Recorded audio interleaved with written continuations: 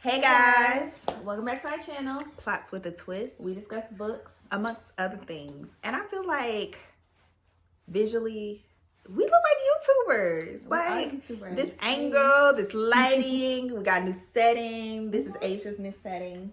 Yes, I moved, y'all. So all the months that we was gone or weeks or whatever, I was moving in the midst of that. Yep. That wasn't our excuse for this last week, but we're here. So we're here to talk today about what we've been reading. Talk about the themes. Talk about what Kristen's been reading. Yes, talk about what I've been reading because Asia had a struggle month. Oh, I didn't take notes. Struggle month, but I started real strong. Y'all remember how good I did in January, so now it's kind of you can't skate on that forever. I'm gonna skate on it for at least 6 months. But well, let's get into it. Boom. Okay, you said you only read how many books? I think one, to be honest. Okay. Did I only read one? Yeah, I think so. I had a lot going on, y'all. I'm working 8 jobs. I'm just doing a lot. Well, February was a short month. I'll give you month. that, but that's it. So, okay, I read 4. That's good. Almost 5. No, I read 1.5. I actually read 1 2/2. Okay. Well, I'll talk first. Then, okay, so I read in February Mad Honey by Jodi Picoult, and I missed that it was a co-author. Put that on my list because I've been seeing it. Yeah. So last month I mentioned it, but it's a co-author. So she wrote that with Jennifer Finney. I hope I'm saying that right. Finney, Boylan. Mm-hmm. Yes. That name sounds familiar. You're lying. The Bolen, boy, that sounds familiar to me. But I'm not saying I've read anything about her. Okay. Sounds familiar. So, anywho. All right. Well, this book focuses on Olivia. She's living in a small town in New Hampshire. She's a beekeeper. She has an 18-year-old son and just living her life, keeping her bees, making her honey. Mm-hmm. And she has like a really violent past with her previous marriage, some abuse going on there. Mm-hmm. So she fled the relationship and moved back home. So this is on her family farm now. What's the other girl name? Girl, I wrote it down. So she's living with her son, Asher. Lily. So Lily is also living in this small town. Lily is 19 years old. She's in her senior year of high school. And she starts to date Olivia's son, Asher. So they start to have, kind of like interdealings and whatnot. But Olivia is waking one night or something by a phone call from her son, and he's been arrested and accused of the murder of Lily. Right? Wow. So Lily then kind of goes on this path of wanting to prove her son's innocence, but as she's kind of, her brother's just turns out to be a criminal defense lawyer and all this. So they're kind of working through the case and wanting to support her son. So that's one perspective of the story, but the story also focuses on Lily, and her story is kind of told backwards, going up to the point she moved into the town. So you're finding out things about their relationship. Mm-hmm. Hers and Asher's relationship, to kind of help put together the pieces in regards to what happened to Lily. Why is it plausible that Asher could have probably been involved in this, in the harm of her, and ultimately get to what happened and this, that, and the third. So, boom. So I like this book. Mm-hmm. So it gave me a little bit of I said this last time, the book that is told backwards. Or she's going backwards in time. Yeah, with it gave me a little bit of that, but right, and we just read that last year. It gave me a little bit of that. Whatever that book is, I'll probably try to remember and put it somewhere. But because Lily's story is told backwards, and but it's not necessarily her going backwards. It's just told backwards, and it's a murder. Yeah, and it's a son accused, and all this, that, and the third. So I liked, pretty much how the co-author relationship worked. I think Jodi, she wrote Olivia's voice, and I think Jennifer wrote Lily's voice. And they switched a chapter, so you really don't know who wrote what chapter they switched or whatnot. So I liked how, even though it's 2 different authors, it still came together very nicely. It was 2 different styles as well. So it still, you still really didn't know that in the telling of the story. Very engaging story, very enthralling story. I think overall it was just a successful story. I don't have much I disliked about it. There are some twists and turns and some things revealed that I don't want to give away because I don't think it was put in the synopsis. But because once those things are revealed, the story itself and what it's about puts eyes on a different, like it makes it a little bit more, I don't want to say political, but it makes it a little bit more intentional about the types of crimes that happen in this particular community. So it kind of enlightens you as you go along the way, if that makes sense. I wonder how that relationship comes about. Like, we're gonna write a book together. Like, well, they did like a little after author's note, and they talked about it. So I think Jennifer, she posted that she wanted to do, her dream was to work with Jodi, and then Jodi was like, I'm a fan of your work. So it kind of happened like that. Yep. I enjoyed it. I could see the hype. I could see why it got the hype and why it's being talked about. So yeah. How many you read for? Okay, I'll talk about one that I did not finish. Okay, real quick. And that's one I mentioned. Are you gonna finish it? I don't think so. Okay, I'm not. It wasn't horror. Okay, so it's Yerba Buena. Oh yeah, you did talk about Nina Lacour, I think. Lacour. I don't know how to pronounce it, but child, what was that book about? It's about these 2 girls who kind of like both have like a rough upbringing, and they I don't want to say they run away together, but they're like best friends, and they're kind of like navigating their relationship into becoming like more than friends, I think, but they're kind of not sure about it. I just did not, I was reading it physically, and I just wasn't in the mind space at the time, I think, to finish it. And to be honest, it kind of like dragged a little bit. That's my favorite thing to say, y'all, about a book. It dragged. It did. It was hard for me to, it didn't grab me in the first few chapters. So, I would come back. I'm not opposed to going back to it. I just did not finish it. But I got a little ways through, so I feel like I got enough ways through that I need to go back and finish it, but who knows? All right, so another book I finished based on, I was gonna read it anyway, but Asia was like, read it. Is How to Not Drown in a Glass of Water by Angie Cruz. The cover art. Yeah. I like it. Okay, so this book, Asia explained it last month, but let's just take a journey down memory lane. So it focuses on Cara Romero. And she's been recently laid off from a factory she's been working at for, I forget the time. It's about a long time. She's originally from Dominican Republic and migrated to the Washington Heights in New York and living there. And pretty much this book is set during like 2008, 2009 when we went through the Great Recession or whatnot.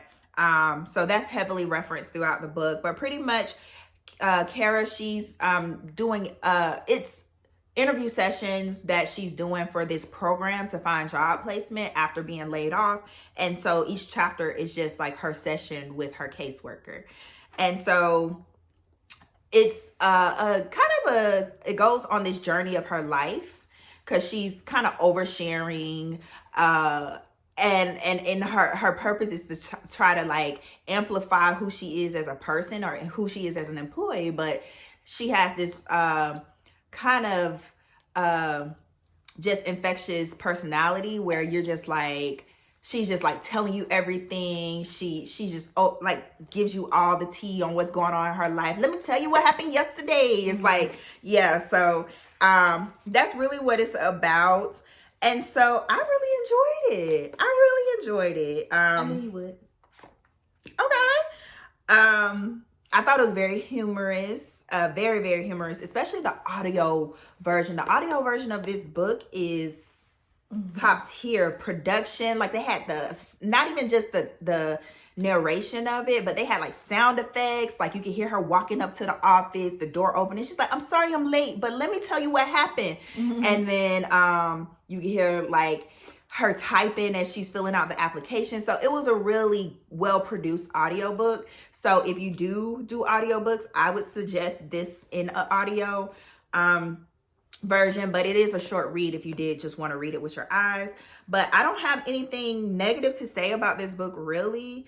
I wanted more. I wanted to see, I guess I just wanted to see more of what her relationship with her son, because that's something she talked about.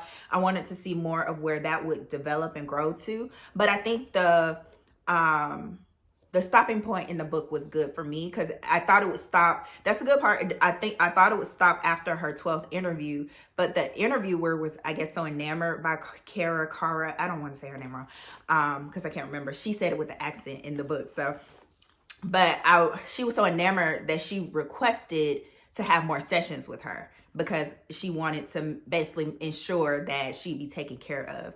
And so you got updates from her and her life and how everything's going, you know, as time passed. So it was really cute. I enjoyed it. Would highly recommend. Okay. You can go ahead with another one. Okay. Since I didn't read that much. Tired all these books. Okay. Read so much compared to Asia. So next, I finally read Honey and Spice by Bolu Babalola. Okay, Anne. Thank you. I got to it. At least I'm tackling books you told me to read. I read stuff you told me to read. Girl. I didn't take any notes. Okay, so this one focuses in on Kai. What was her name? I have no idea. I don't remember. Kia.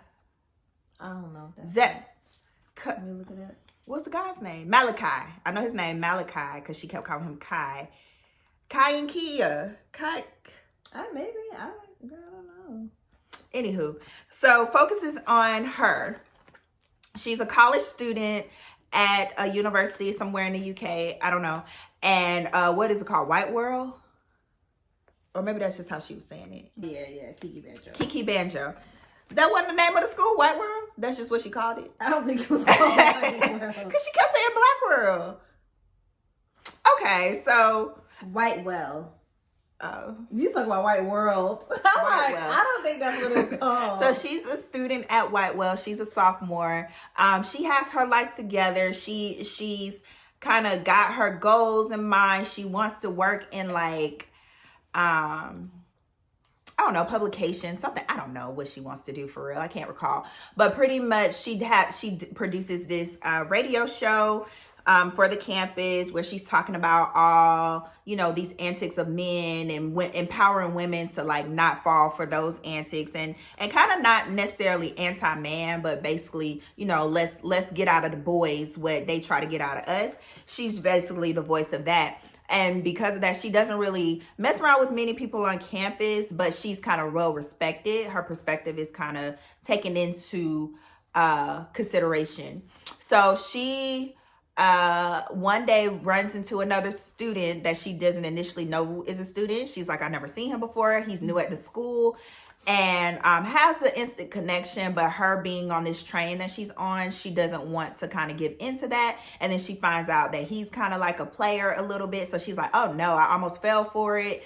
And she pretty much ends up having an interaction with another guy she doesn't want anybody to know she was dating or seeing rather, and walks up to the newer student and kisses him. So there ensues this catalyst for them to reap the benefits of being in a relationship for both of them for specific reasons without them actually being in a relationship. So they start this fake relationship and it's a romance. So it goes on and so forth where it's like, oh, I actually like you, but do I like you? Am I questioning you because I think you're playing me? And it goes on all that. So that's what it's about.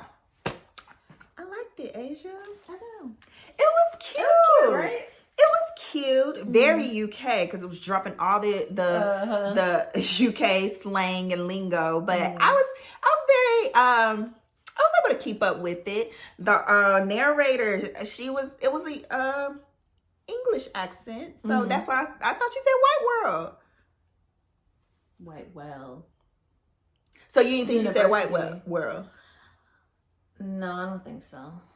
Because then when you just said it, I would have recognized it. But that's because I'm saying it as an American with a Southern accent. Okay, so never mind. But I thought it was really cute. I think I had moments where I was hoping it wasn't going to be like cringy or hoping it wasn't going to be too much. I think I'm traumatized by Queenie because every time I hear of other things that could be political introduced into a story, I'm like, oh my God, I got to see how this is going to be handled. Mm-hmm. But I think overall, all the themes that were brought up were handled well.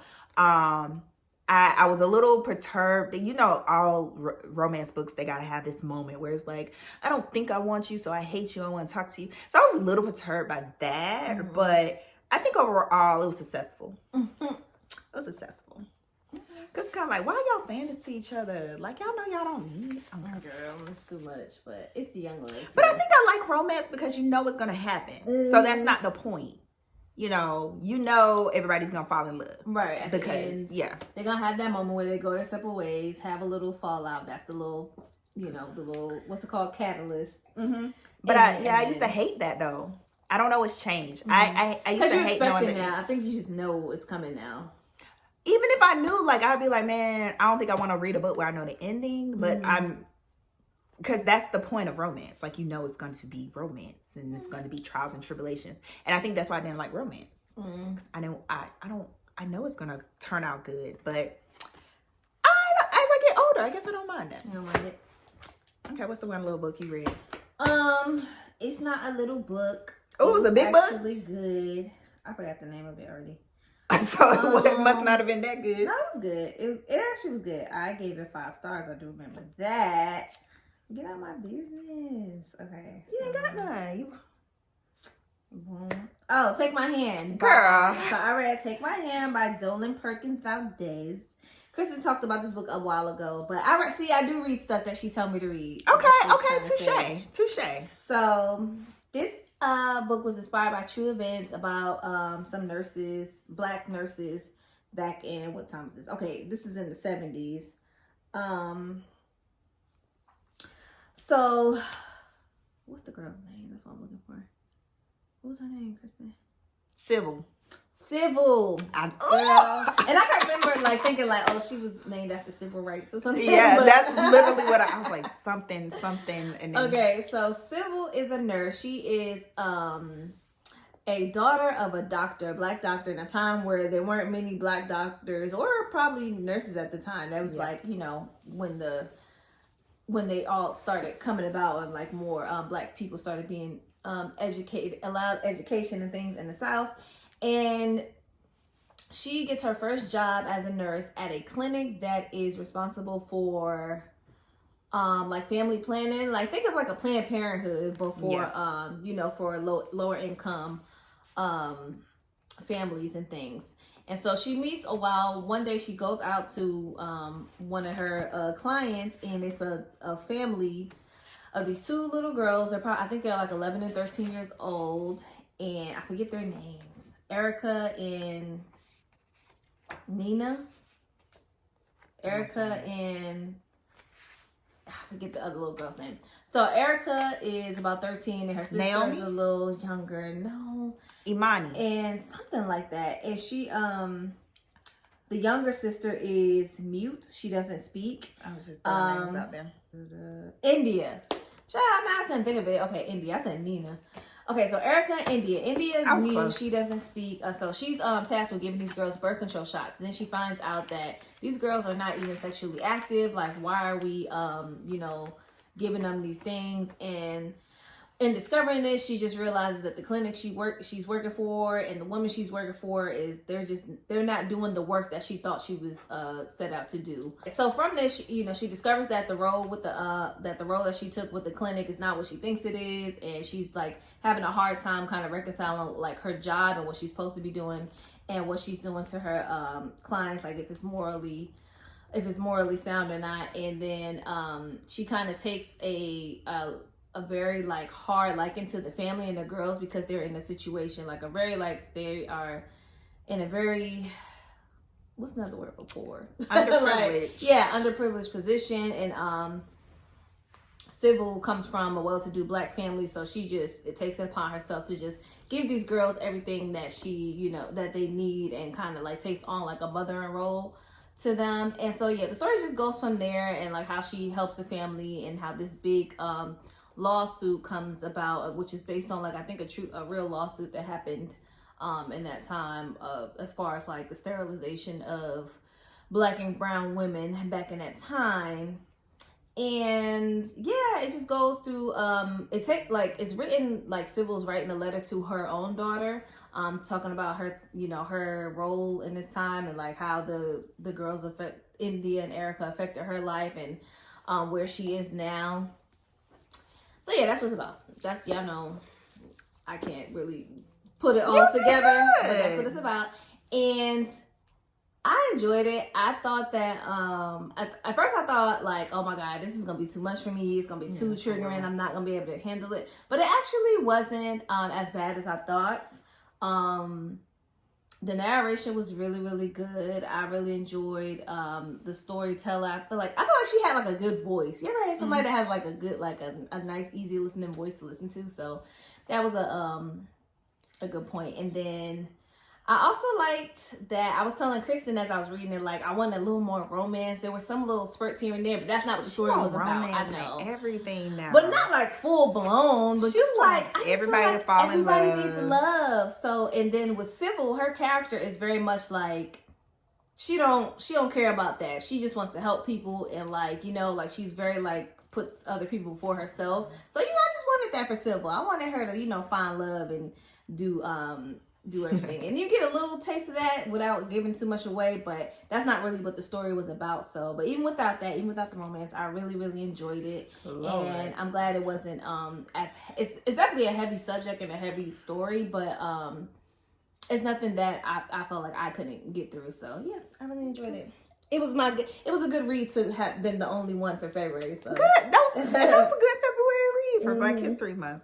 Okay, so the last book I read in February was Stories from the Tenants Downstairs by Sidik Fofana.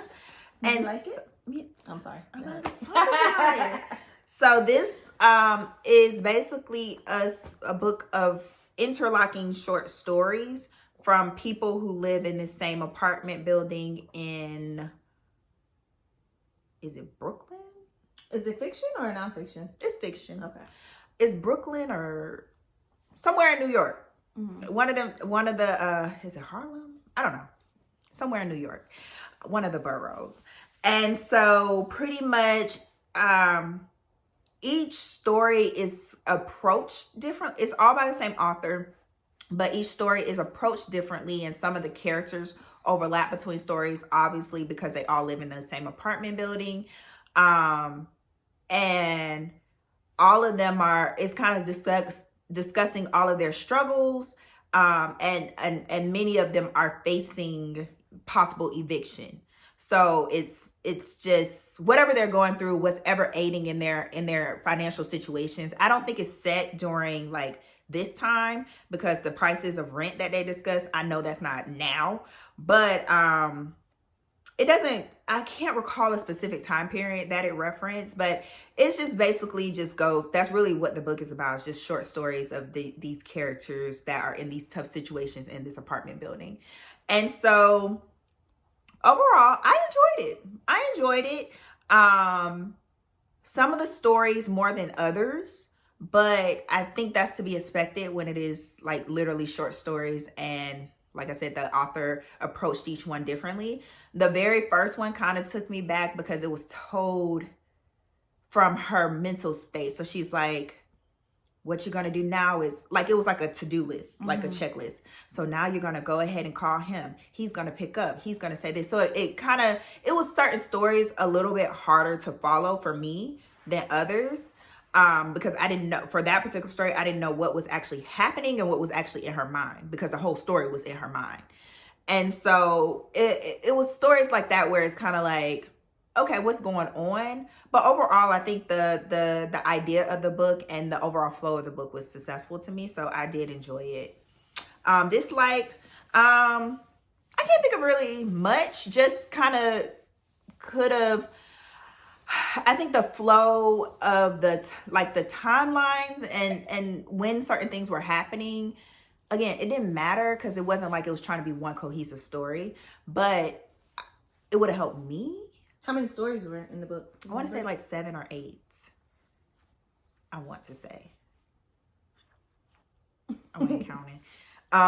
It's not a long book, but I don't know. It's just like one story, for instance, on one girl, she was in another story and it ended with her doing something that got her kicked out of school. This is not a spoiler, but then another story involved her and where she moved to after that. But then then another story was talking about when she was in school. So it was like, to me, kind of choppy because it wasn't specifically focusing on any specific timelines. But for me, as I'm reading, I'm like, okay, I thought this girl was gone somewhere. Okay, now, so is this before this? Like, so for me, it's just those little pieces mattered. But they're not integral, or they don't prevent you from enjoying the story. It's just, for me personally, that would have been nice to actually know where they were in time, so I can kind of reference, okay, this is right before this person got kicked out, or this is right before this person came up with the money, or whatever the case may be. So that was it. Okay, so last honorable mention. Ooh, I'm only 36%. Honorable mention. But 36, that's good. I That's know. a third of the book. I'm gonna finish it though, but that I started in February and gonna finish in March is Our Missing Hearts by Celeste Ng. Is that how you say her name? So she wrote Little Fires Everywhere, right? Is that the book? Yeah. And so in this book, so it follows a boy named Bird, and it's kind of like a dystopian world where there's a thing called pact, and it basically is like, to me, it gives very much, if you say anything unpatriotic about America or whatever, like, then you gotta go. And a lot of I think they had like some type of battle with like China, and so any like China, Japanese, like people of that descent, or any ideals from there, like, basically is like anti like American, and like, okay, the cover was not giving me that. It was so giving me a happy-go-lucky. It's so different from Little Fires, especially it being like a dystopian. Like, and I read the synopsis, and I still maybe I glanced at the synopsis. Yeah, I was kind of like, oh, I didn't think that this is where this is going, but it's good so far. And basically, Bird's mom, like his dad, is working for Pact, and his mom is a traitor. So he don't know his mom no more. She's out, and I think she's like on the other side of things. And so I think it's just basically like a journey of them, like, maybe finding their way back to each other. Seeing where that's it's kind of like Handmaid's Tale, but the premise is different. Okay. So but yeah, it's pretty good so far. I haven't finished this. I'll let you guys know next month how that went. So. Well, that wraps up our wrap up, and let's talk about what we're getting into this month. Look at me. I actually got a list, and I'm going to read all my books that I said I'm going to read. I hope you do. Okay, so do you have a list? No, because you just be saying books. I try to go off with like what's on hold and stuff, but you don't be getting the books. I get it. The library, what is going on? Why y'all be checking out all the books and and making it take longer? I got books on hold that's been on here for. You still got a Tana French book? Well, I started reading this. I'm like halfway through, but Tana French, it be so thick. It be so thick. Okay. To read. So I'll start. Okay, so I got one of my March reads done already. So I'll be reading Good Girl, Bad Blood by, what's her name? Holly Jackson. So that is a sequel to A Good Girl's Guide to Murder, which I read last year, I think. So when I read it, I didn't even know it was a series, even though literally when you go to Goodreads, it'll say number 1. I wasn't paying attention. And I think one of our subbies said, yeah, the series is good. And I was like, oh, let me check out the other ones. So I have already completed that for March. I'll hold my thoughts, but pretty much it's just picking up 6 months after where the previous story left off. And Pip, she's now a successful podcaster because she turned the events of the first book into a podcast. And now she's at a point where does she go from here? She wants to focus on other things, but mystery and that type of stuff always seems to find her. So that's what I'll say it's about. And I'll give you, like I said, I'll give you my complete thoughts in our wrap up for March. So what you got? So I want to read this book called The Thursday Murder Club by Richard Osman. Have you heard of it? Mm-hmm. I seen this girl on my It be on story. Kindle Bills all the time. Really? She was reading it, and it's also a series, but or some of his books. I don't know that one specifically, but he has a distinct cover. I've seen that on. So Kindle. It's about like a group of old people. No, let me not say old people. It's a group of. It's actually a peaceful retirement village. So I feel like they're senior citizens, mature, and they get together every week and investigate unsolved murders or whatever. But then that sounds so cute. Yeah. So but then an actual murder happens, and so they they think they investigated, so they start investigating that. So it looks interesting. So I was like, okay. All right, so I was going to read Remarkably Bright Creatures by Shelby Van Pelt for February, but I didn't get a chance to. So that has rolled over for me because I do really want to read it. Normally, I'll just be like, okay, oh well, let me find my new reads. But this one, I still have it locked and loaded, so I definitely want to press play on that soon. Like I said, it's about a woman who befriends an octopus. Yeah. But the octopus seems to have information about her missing son or something like that. Oh it's something like that. That sounds crazy. Yeah. It sounds interesting. It sounds Giving Life a Pie, or what's the one with Guillermo del Toro with the water creature and the woman? Well, she fell in love. Oh yeah, she fell in love with the creature. It's given that, but we'll see. But I keep hearing about it, and what solidified me going ahead and just sticking in there and trying to read it is that they mention it on one of my podcasts I listen to. I got back into my podcast. I got back into my podcast. I was listening to My Favorite Murder, and she was like, I have a book recommendation. And she said that. I was like, okay. Yeah, I say that everyone talking about on the book list and stuff. So read it. Join me. So y'all, this month, I'm really going to read Six of Crows. I think I'm going to read it. Okay. I think I really am going to go ahead and read it. If I don't read it this month, y'all, I know you can see it over there. I was talking to Charlie. I said she ain't read that. She ain't read that. She ain't read that. Mind you, King of Scars got a thing in it because I was reading that. But I want to reading. Oh, yeah. Never mind. That's King of Scars. I'm gonna read that and then I'll go back to King of Scars because I know, like Krista said, I should read the Six of Crows. And what's the one that's Six of Crows? Cricket Kingdom. Yeah. So I'm trying to read those, but I'm definitely gonna read Six of Crows. Six of Crows first. I'm gonna read that this month. Read it tonight. See, I give you an inch and you just take Tara Boulevard. Okay. Oh my God, no. Next, I will be reading Stone Blind by Natalie Haynes. So, old girl put me off of Greek mythology. What was Electra? Oh yeah. And I saw someone give the biggest praise. Yeah, but I was like, how? I'm still confused. So I took a pause. I took a step back from Greek mythology. I had all these books queued up for other authors, and I'm like, yeah, let me take a break. But Natalie Haynes, she writes Greek mythology or Greek adaptations or whatever, and I've seen a few of her books, but this is her latest. It just came out, I think, in January. So it's the story of Medusa. So I think it is. Is Medusa Greek mythology? Yeah. Okay. So it's the story of Medusa. And I was interested because I like, sometimes I like my villains and I like Medusa. And this will be a new author for me in that genre. So I definitely wanted to give some other folks a chance since old girl messed me up with Electra. So she has another one called 1,000 Ships or whatever. I have it on hold on Scribd, or I have it saved on Scribd.